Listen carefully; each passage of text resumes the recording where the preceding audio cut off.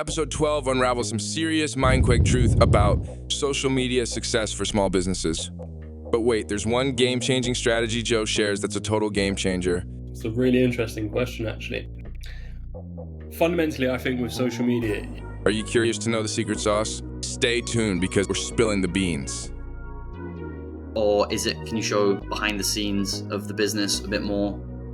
Those are the things that people would be really interested in. This is the Grappling Growth podcast. We're all grappling with something. Each and every entrepreneur, business owner, and leader experiences growing pains, no matter where they are on their business journey.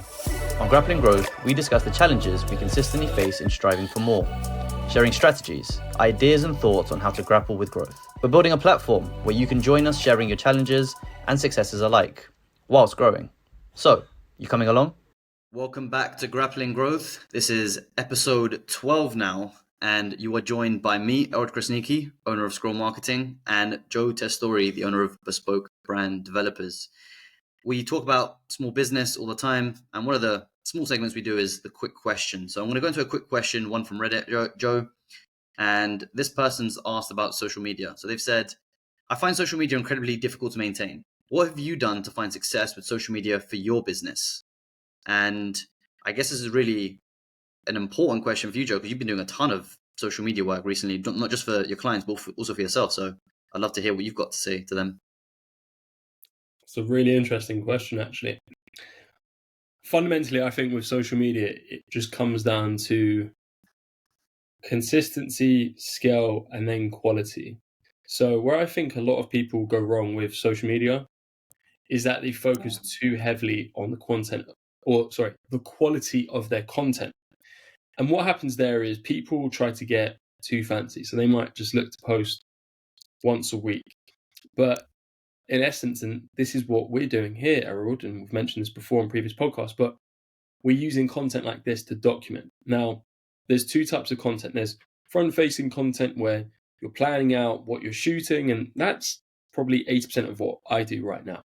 And then the other side of it is documenting. So it could literally be a podcast. It could be going for a meal. It could be let's just say you're an agency on it. It could be a strategy call, or you run an e-commerce business. It could be showing people behind the scenes. It's just what you're doing every single day and just condensing it into content. And there was a really interesting study that I heard about, which said the channels that have hit 100,000 subscribers on YouTube, the only correlation that they had with those channels is that the average channel had 1,000 videos on their channel. It wasn't the length of time that they've been published for, if they had a YouTube account for the last 5-6 years. It came down to the amount of volume. And I think where I see a very basic mistake happen is that people who jump on social media, they try to come up with the most elaborate, informative, high quality content they can ever produce. And then what happens when they don't see results after 2-3 months? They lose a bit of gas and then they stop, because that's not sustainable. What is sustainable is batch creating content, batch scheduling content. So the smart marks in the room, what they turn around and do, whether they're on LinkedIn, Facebook, Instagram, whatever platform, TikTok, is they batch create. So content creators, and generally speaking, and people who are posting, they're creating all of their content in tranches. So they use content days and they shoot content, and that's a way of just building more content and testing. And I think the best thing to do within social media is to be authentic. And this is something that Naval Ravikant spoke about. He said, you essentially want to create, I don't know if he quoted this, but you want to create a market of 1 for 1. So people look at you and they invest in you and your business because of you. And if you try to start imitating other people in the market, if you want to be the next Joe Rogan, you can't copy exactly what Joe Rogan's done, because no one wants to listen to the second or the imitator of Joe Rogan. You have to go out, like, say, Stephen Bartlett, and forge your own path. So that's my general views. Erald, what are your thoughts?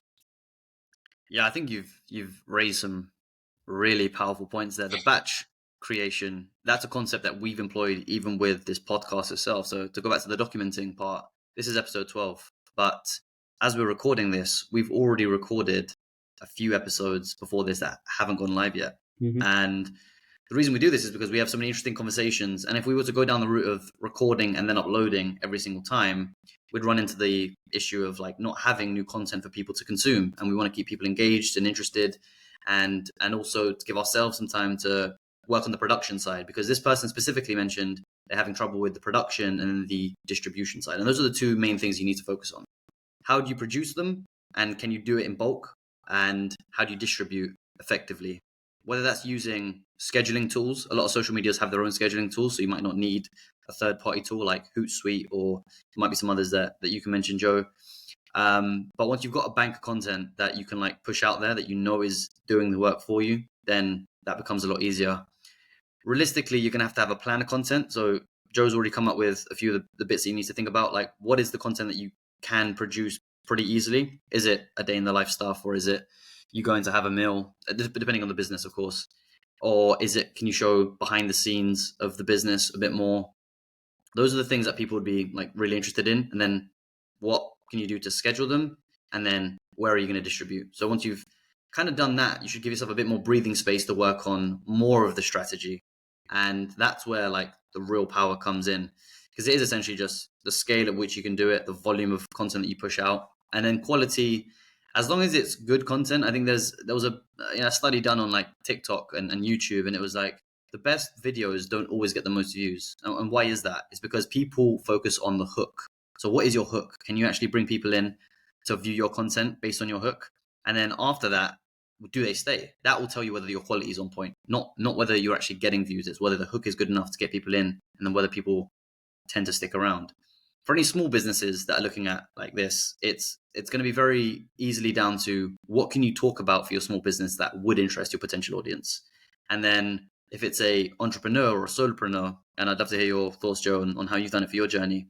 What are people interested about intrinsically that's to do with you as a person? Not the brand or the business, but what is Erald Krasniqi and Joe Testouri doing that might pique someone's interest? Whether and it could be lifestyle things, it could be guides and tutorials, or an insight into the SOPs or the processes, the goings on inside the business that they're working on. Those are the things that like people really, I think, seem to clinch onto. If you'd agree, Joe.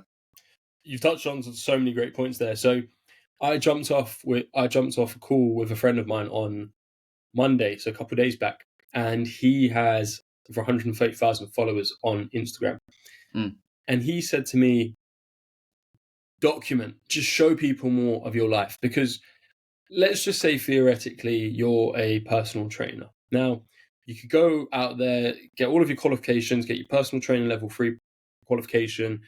If everyone is saying the same content, the same theory, how are you going to stand out? People are going to look at you and think, oh, actually, there's a similarity amongst us. And that is where the idea, the concept of building a market of one for one, because generally speaking, 99% of information is free. You can go on YouTube, you can go on Google, you can go on Harvard Business Review, and you can look at all journals from all walks of life in the realms of literature. But it's the connection. And a lot of the time, it isn't about the message, it's about the messenger. See, you and I, Erald, we're sitting here speaking about business concepts, and we could have business advice which is better than Alex Hormozi's. But if Alex Hormozi said the exact same thing that we said, it would carry more weight. And I think a really good example is this was about 10 years ago, and they found that if Michael Jordan tweeted or retweeted your brand, I don't remember the exact study, but if he retweeted your brand, straight away they added something like 10% onto your market capitalization, which is crazy. Right. And on a point that I knew firsthand, I worked with a client based in America a couple of years back, and they really, really missed a trick, and they knew they did. So they were featured on Oprah Winfrey's show, and she would find small niche businesses and promote their products. And within that year, they made just under $500,000. But they didn't know how to capitalize on themselves. They didn't know how to extend the lifetime value of their current customers that came through. They just didn't know how to capture data. So I worked with them 2 years after all of this happened. And sometimes you have lightning in a bottle, and that comes down to luck.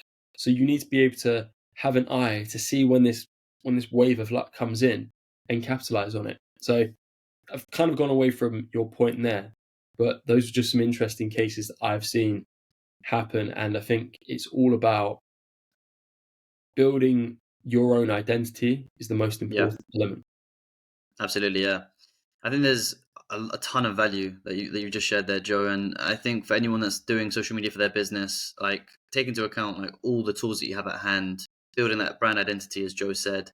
And I think one of the key things when it comes to like bulk or batch creating content is just repurpose as much content as possible. You know, if you have one long form piece of content, break it down into 10 posts. If you have a blog article, turn that blog article into a podcast, into a video post. Mm-hmm. Whatever it is you can do to like create more life out of one piece and let it live in multiple different ecosystems, the more you're going to get out of more out of it, because no one has time to do like brand new innovative stuff every day, but there is probably one thing that you're doing that you could break down 10 times and have 10 really useful pieces. So I think there's some really solid advice there. I'll hand over to you, Joe, to sort of close it off, but I hope that everyone's enjoyed listening to this, and if you do have any questions, let us know. Joe will go over how to get in contact with us if you do have any questions about business. Yep, perfect. Thanks for that, Erald. And I really enjoyed that question. So we'll post that back over to Reddit for anyone who is in that thread so they can dissect it themselves. And we're going to be repurposing this content, as we mentioned, on Instagram, TikTok, YouTube is something that we're jumping on as well. But for those of you who want to get in contact with us, you can message us directly on Instagram at grappling.growth. You can message Erald and I personally at official Erald, right? Yep, that's the one. Or Joe Testouri, super simple, on Instagram as well. If you want to email us, if you want to feature on our podcast, or if you want to sponsor us, wink, email us at podcast@grapplinggrowth.com and we will speak to you there. But if you have any questions, please send us a message. We want to answer your questions. We want to help as many small businesses as we can, decipher questions, give value where we can. And that is the mission of this podcast. You and I and all of us, we're all grappling growth. So let's grapple growth together. Take care.